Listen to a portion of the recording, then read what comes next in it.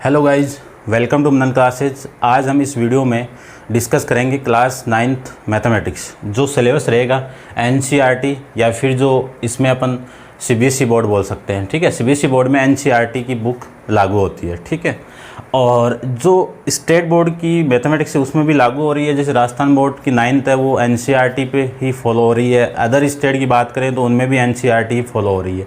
ठीक है, तो अपन इस 9th क्लास को हिंदी और इंग्लिश मीडियम दोनों में डिस्कस करेंगे। देखिए इसका चैप्टर 6 क्या है, लाइन एंड एंगल, जिसको अपन रेखा और कोण बोल सकते हैं। ठीक है, इसमें डिस्कस किस किस के बारे में करेंगे वो देखिए। सबसे पहले आपका है रे। अब रे क्या होता है वो देखिए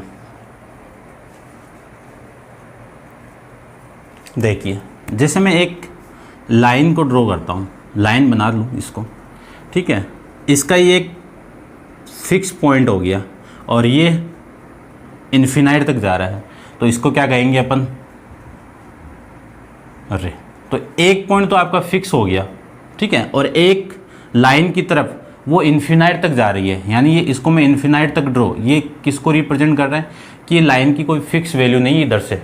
ठीक है, फिर मैं बात करूँ लाइन की, तो लाइन की दोनों एंड इन्फिनाइट तक रिप्रेजेंट होते हैं, इसको कहते हैं अपन लाइन। ये क्या हो गई आपकी लाइन। ठीक है, अब इनके बीच में दो पॉइंट ले लूँ मैं। सपोज ये पॉइंट आपका ए है और ये पॉइंट आपका बी है, तो ए बी आपकी क्या हो गई, लाइन सेगमेंट। क्या हो गई, लाइन सेगमेंट। क्लियर बात। इसको हिंदी में बोलते हैं रेखा खंड। उसके बाद में बात करें अपन कोलिनियर पॉइंट। कोलिनियर को हिंदी में बोलते हैं रेखीय बिंदु। ठीक है, अब रेखीय बिंदु कौन से होते हैं वो देखिए, यानी कोलिनियर पॉइंट क्या होते हैं कि एक ही लाइन के ऊपर तीन पॉइंट लाई कर रहे हैं। जैसे ये तीनों पॉइंट क्या है, एक ही लाइन यानी एक स्ट्रेट लाइन के ऊपर ये तीनों पॉइंट लाई कर रहे हैं, तो मैं कह सकता हूं कि ए, बी और सी क्या आपके कोलिनियर पॉइंट है। ठीक है, जैसे मैं इन्हीं को ड्रॉ कर लूँ, ये आपका ए पॉइंट है, ये आपका बी पॉइंट है और ये आपका सी पॉइंट है। अब देखो इनको आप ज्वाइन करोगे तो आपको क्या मिल रहा है, स्ट्रेट लाइन नहीं मिल रहा है, तो इसको मैं क्या कह सकता हूँ, नॉन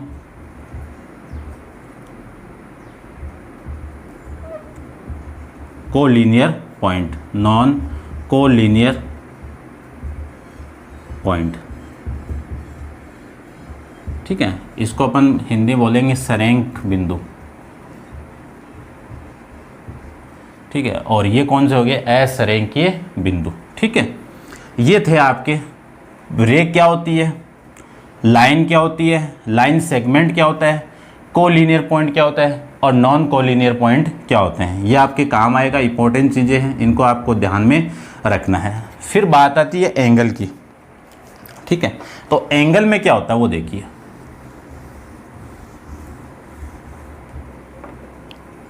यदि दो रे है अपने पास में, रे का मतलब यही हो गया, ये दो रे है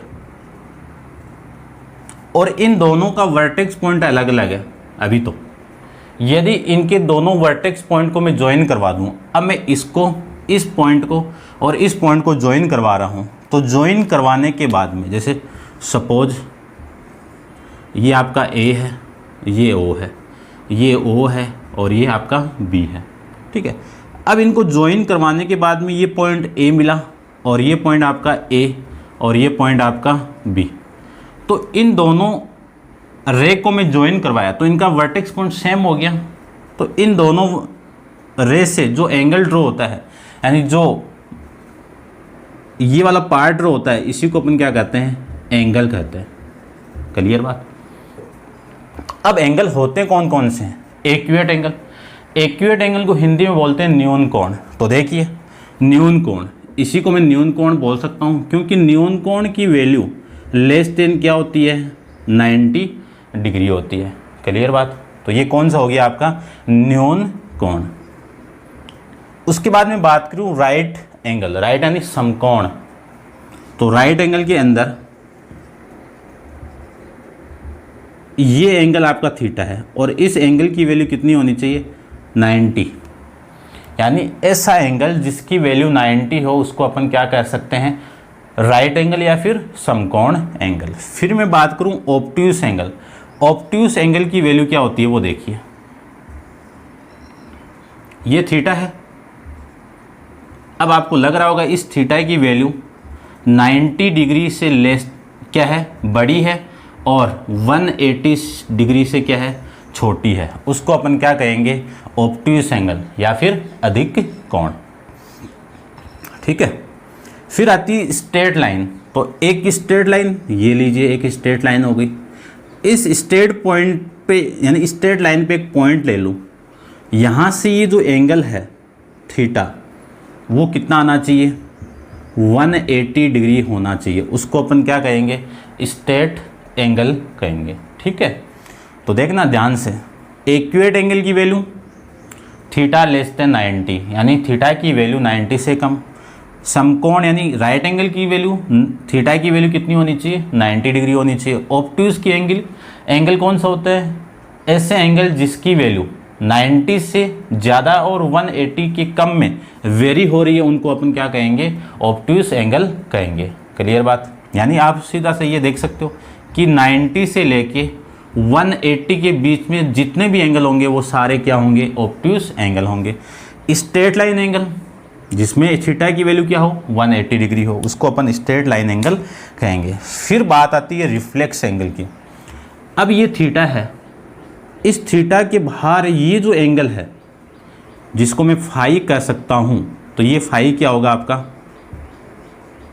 रिफ्लेक्स एंगल होगा। इस रिफ्लेक्स एंगल की वैल्यू क्या होती है कि 180 degree less than theta less than 360 degree, यानी 180 डिग्री से लेके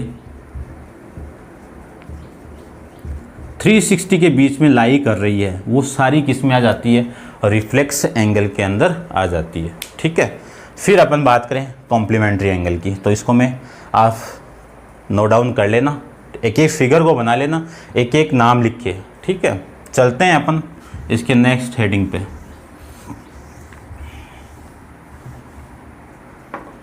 अब बात आती है कॉम्प्लीमेंट्री एंगल।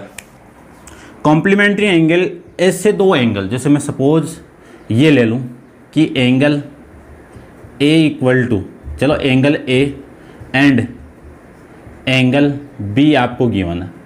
ये कॉम्प्लीमेंट्री एंगल कब होंगे, जब इन दोनों का सम यानी जोड़, योग बोल सकता हूँ मैं, दोनों का योग कितना हो, 90 डिग्री हो, उनको अपन क्या कह सकते हैं, कॉम्प्लीमेंट्री एंगल कह सकते हैं। फिर बात आती है सप्लीमेंट्री एंगल। तो ऐसे दो एंगल जिनका सम कितना हो, 180 डिग्री के इक्वल हो, उनको कहते हैं अपन सप्लीमेंट्री एंगल। ये याद रखना है, इनकी डेफिनेशन को याद रखना है, माइंड में रखना है कि कौन सा एंगल क्या होता है। ठीक है, तब जाके आपको लाइन एंड एंगल के बारे में समझ में, यानी उसका जो कंसेप्ट है वो समझ में आएगा। फिर बात करते हैं एडजेसेंट एंगल। ठीक है, जिसको अपन क्या कहते हैं हिंदी में, संगलन कोण। ठीक है ना, देख लेना आप, संगलन कोण। ऐसे दो एंगल जिनका वर्टेक्स पॉइंट क्या हो, सेम हो, और एक रे क्या हो इनकी, सेम हो, तो उनको क्या कहेंगे अपन, एडजेसेंट एंगल कहेंगे। यानी ये वाला एंगल और ये वाला एंगल, ये दोनों एंगल कौन से एंगल हो गए, एडजेसेंट एंगल हो जाएंगे। ठीक है, संलग्न कोण हो जाएंगे।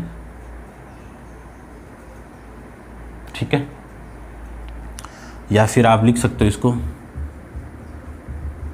संलग्न कोण। फिर मैं बात करूं लीनियर पेयर ऑफ एंगल, ये भी इंपॉर्टेंट है। देखिए लीनियर पेयर के बारे में डिस्कशन करो। लीनियर पेयर का मतलब क्या होता है कि कोणों का रेखीय युग्म। देखिए एक स्ट्रेट लाइन के ऊपर एक रे को ले लेता हूँ तो ये वाला एंगल और इस एंगल को मैं थीटा ले लूँ और ये आपका फाई हो गया, तो थीटा प्लस फाई इन दोनों का सम कितना हो 180 डिग्री के इक्वल आ जाए, तो मैं कह सकता हूँ कि ये आपका क्या हो जाएगा, लीनियर पेयर हो जाएगा। ये भी काम आएगा, लीनियर पेयर। ठीक है, क्या बोला, एक स्ट्रेट लाइन पे एक रे को मैं ड्रॉ कर दूं तो इस रे से एक तो ये वाला एंगल ड्रॉ हो रहा है और एक ये वाला एंगल ड्रॉ हो रहा है, इन दोनों का सम कितना हो जाए 180 हो जाए, तो उनको अपन क्या कहेंगे, लीनियर पेयर कहेंगे। ठीक है, स्ट्रेट लाइन पे ड्रॉ हो रहा है इसीलिए अपन इसको लीनियर पेयर कहेंगे। फिर बात आती है वर्टिकल अपोजिट एंगल, ये भी इंपॉर्टेंट है, बहुत काम आएगा। देखो, दो इंटरसेक्टिंग लाइन है, वो किसी पॉइंट ओ पे क्या कर रही है, इंटरसेक्ट कर रही है। लाइन कौन सी है, ए बी, और ये लाइन कौन सी है, सी डी। ये किस पॉइंट पे ओ पे क्या कर रही है, इंटरसेक्ट कर रही है ना। इंटरसेक्ट का मतलब होता है प्रतिच्छेद कर रही है। किस पॉइंट पे प्रतिच्छेद कर रही है, ओ पे कर रही है। तो ये वाला एंगल और ये वाला एंगल क्या होंगे, इक्वल होंगे। ठीक है ना, तो ये एंगल होंगे कौन से, वर्टिकली अपोजिट एंगल होंगे। ठीक है ना, लंबवर्तीय कोण होंगे, ये आपको ध्यान में रखने हैं। तो ये आपको पता होना चाहिए, तभी आपको लाइन और एंगल यानी रेखा और कोण का चैप्टर समझ में आएगा। तो मैंने एक एक चीज़ को आपको समझा दिया विथ डायग्राम के साथ में। आप नोट डाउन करना, पहले हेडिंग डालना, उसका मैंने डायग्राम क्या बताया वो डायग्राम बनाना है, और उसमें थीटा लेके मैंने सारी वैल्यू बताई कि थीटा कहाँ पे वेरी गई। जैसे एक्यूरेट एंगल की बात करूँ तो acute angle theta less than 90 degree. Right angle की बात करूं तो theta equal to 90 degree. Obtuse angle की बात करूं तो 90 degree less than theta less than 180 degree. Straight line की बात करूं तो थीटा की वैल्यू कितनी, 180 डिग्री। रिफ्लेक्स एंगल की बात करूं तो 180 degree less than theta less than 360 degree. Complementary angle, दो एंगल का sum, angle A plus angle B, इनका सम कितना हो 90 degree. Angle A plus angle B का सम कितना हो 180 डिग्री। सप्लीमेंट्री हो जाएंगे। एडजेसेंट एंगल, अभी बताया था मैंने कि ऐसे दो एंगल जिसकी एक साइड क्या हो, कॉमन हो, और वर्टेक्स पॉइंट क्या हो, सेम। जैसे ये मैं ले लूँ, इसमें ये एंगल और ये एंगल कौन से हो गए आपके, एडजेसेंट एंगल हो जाएंगे। क्यों, ये तो क्या है, लाइन कॉमन है और ये वर्टेक्स पॉइंट आपका कॉमन है। तो एक लाइन और एक वर्टेक्स पॉइंट कॉमन है, उनको क्या कहेंगे, एडजेसेंट एंगल या फिर संलग्न कोण। फिर लीनियर पेयर, फिर वर्टिकल। सारा डायग्राम आपको बना के मेरा बताया हुआ है, ये आपको ध्यान में रखना है। अब नेक्स्ट हेडिंग के बारे में अपन डिस्कस करते हैं। देखिए,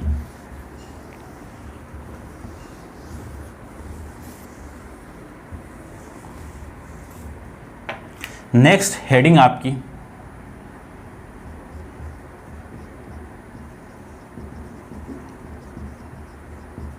intersecting line and non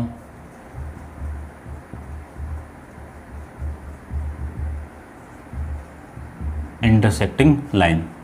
intersecting line को हिंदी बोलते हैं प्रतिच्छेद रेखा, और वो अप्रतिच्छेद रेखा। ठीक है, देखो एक लाइन ये हो गई और एक लाइन ये हो गई।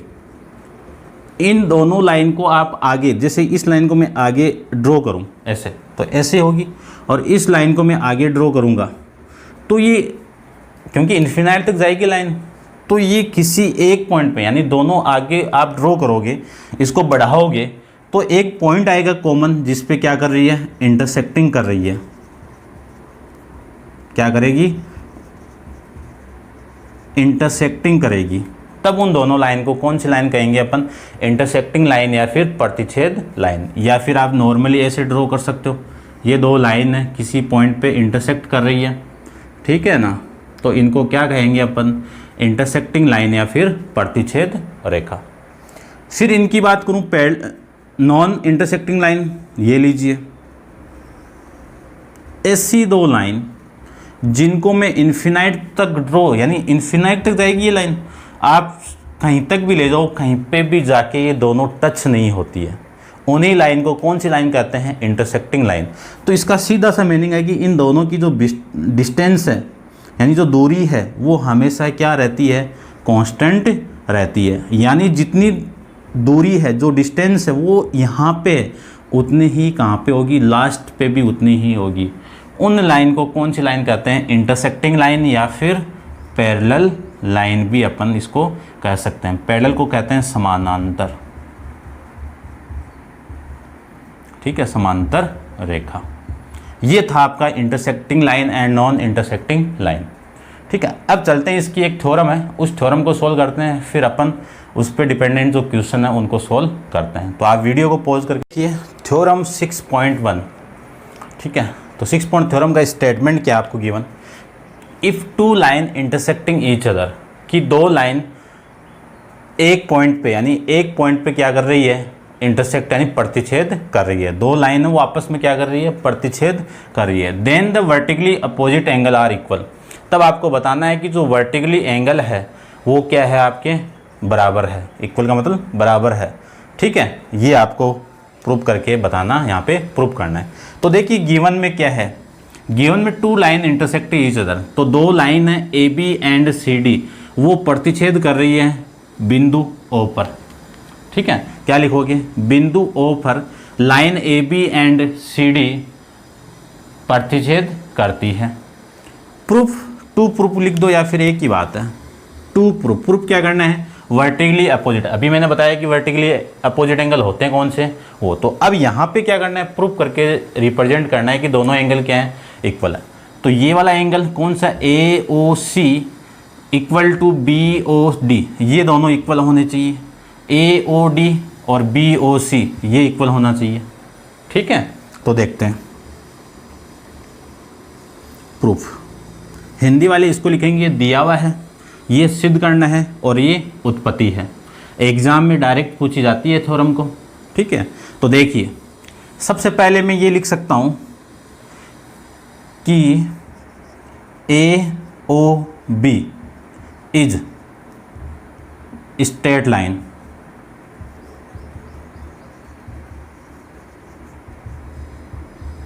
क्या लिखोगे? कि ए ओ बी एक सरल रेखा है, ये लीजिए ए। तो मैं ये लिख सकता हूं कि एंगल ए ओ बी लिखा है मैंने, तो ए ओ ए, देखो इसको ध्यान से देखना आप, ए ओ बी, बी नहीं पहले सी लिखो, plus angle B O C equal to कितना हो गया? 180 डिग्री। ये कौन सी इक्वेशन हो गई? 1। आया कैसे? ये लीनियर पेयर से, ठीक है। कि देखो ये एक स्ट्रेट लाइन है, ये एक पॉइंट हो गया यहाँ पे, तो इस एंगल और इस एंगल का सम कितना हो गया? 180 लीनियर पेयर से, ठीक है ना। फिर मैं इसी तरह दूसरा वो ले लूँ, कौन सी? ये वाली लाइन ले लूँ, कौन सी है ये? सी ओ डी में। तो सी ओ डी इज ए, चलो मैं शॉर्ट में लिख देता हूँ, एस एल, स्ट्रेट लाइन है। ये स्ट्रेट लाइन है तो लिख सकता हूँ मैं angle B O C plus angle C O D, इनका वैल्यू कितना? 180 डिग्री। ये इक्वेशन कौन सी? सेकंड। आया कहाँ से? लीनियर पेयर से। तो from equation first and second से देखो ये वाली साइड इक्वल है तो ये अपने आप इक्वल हो जाएगी। तो मैं लिख सकता हूँ कि angle A O C plus angle B O C किसके इक्वल होगा? इस पूरे पार्ट के। तो angle B O C plus angle C O D. अब देखो आपको ये दोनों वैल्यू इक्वल तो है, लेकिन एक चीज़ कट रही है, कौन सी? ये वाली वैल्यू इस वैल्यू से कैंसिल आउट होगी, और इस वैल्यू से कैंसिल आउट होगी तो मैं लिख सकता हूँ कि angle A O C equal to angle B नहीं, कौन सा? ये सी ओ डी। देखो ये तो प्रूव करना था आपको, ये रहा, ठीक है ना, सी ओ डी।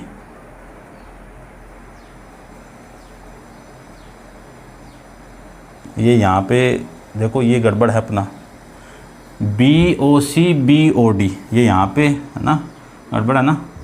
देखो ये एक स्ट्रेट लाइन है, तो इस एंगल और इस एंगल का सम कितना 180, तो ये थोड़ा सा हो गया अपना गड़बड़। ये लीजिए, अब ये दोनों इक्वल होंगे तो यहाँ पे क्या आएगा BOD, तो यहाँ पे क्या आएगा BOD। अब देखो AOC इक्वल टू BOD, ठीक है। फिर सेम ही क्या लिखेंगे, similarly angle AOD equal to BOC, यानी ऐसे ही अपन इसको भी प्रूफ कर लेंगे। तो ये लीजिए हैंस प्रूफ या फिर अतिसिद्धम, ठीक है। ये था आपकी थ्योरम 6.1, इंपॉर्टेंट है, ध्यान से देखना। चलते हैं इसके क्वेश्चन नंबर फर्स्ट पे, ठीक है। आप वीडियो को पॉज करके नोट डाउन कर लेना। क्वेश्चन नंबर फर्स्ट, एक्सरसाइज 6.1 का क्वेश्चन नंबर फर्स्ट है। आपको क्या गिवन है इसके अंदर, दो स्ट्रेट लाइन गिवन है, कौन सी AB and CD, intersecting at point O पे, दोनों क्या कर रही है इंटरसेक्टिंग कर रही है। उसके बाद में एंगल AOC एंगल BOE, देखो ध्यान से देखना कि ये वाला एंगल और ये वाला एंगल, इन दोनों का सम कितना है 70 है, और एंगल BOD ये कितना आपका 40 डिग्री है। Find the value of BOE, कौन सा निकालना है, ये वाला एंगल आपको निकालना है। फिर रिफ्लेक्स एंगल ऑफ, इसका रिफ्लेक्शन एंगल ये हो जाएगा। तो देखो अपन थोड़ा नॉर्मली समझते हैं, आपको मैथ अपने आप ही एकदम सिंपल लगने लग जाएगी। देखिए ये दोनों वर्टिकल, ठीक है, इंटरसेक्टिंग कर रही है, तो ये एंगल और ये एंगल क्या हो गया वर्टिकली अपोजिट एंगल, तो ये वाला एंगल और ये वाला एंगल इक्वल हो गया क्या, तो ये 40 है तो ये भी कितना हो गया 40 डिग्री हो गया, और ये 40 है तो इन दोनों का सम कितना है 70 है, तो 70 में से ये माइनस कर दूंगा तो ये कितना मिलेगा 30 डिग्री। क्लियर बात। अब ये 70 है और ये टोटल कितना 180, और 180 में से आप 70 माइनस कर दोगे तो ये कितना 110 डिग्री। इसका रिफ्लेक्स एंगल देखो, ये एंगल है, ये कितना आपका 110 डिग्री है, तो ये कौन सा हो गया रिफ्लेक्स एंगल तो हो गया।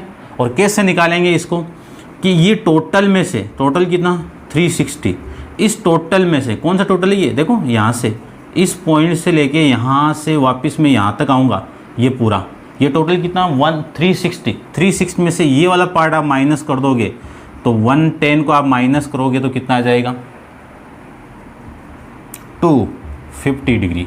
ये आपका इसका आंसर आएगा। अब लिखेंगे कैसे वो देखिए। देखो सबसे पहले आपको कंडीशन गिवन है, या फिर मैं ऐसे लिख सकता हूँ कि लाइन, देखिए line AB and CD intersecting at point, कौन से पॉइंट पे O पे, तो angle AOC equal to angle BOD ये क्या हो गए इक्वल हो जाएंगे, और इसी की वैल्यू कितनी है BOD की, देखो कितनी है 40 डिग्री। ये कौन सी इक्वेशन हो गई आपकी फर्स्ट इक्वेशन। अब आपको गिवन है कि angle AOC plus angle BOE equal to 70 degree है, तो देखो AOC की वैल्यू कितनी है 40 degree plus angle BOE equal to 70 degree, तो एंगल BOE ये 40 इधर आएगा तो 70 माइनस 40 कितना 30। क्लियर, ये 40 आ गया, ये 30 आ गया।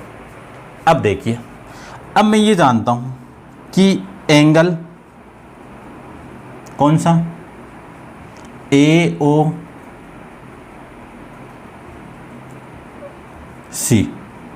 Plus angle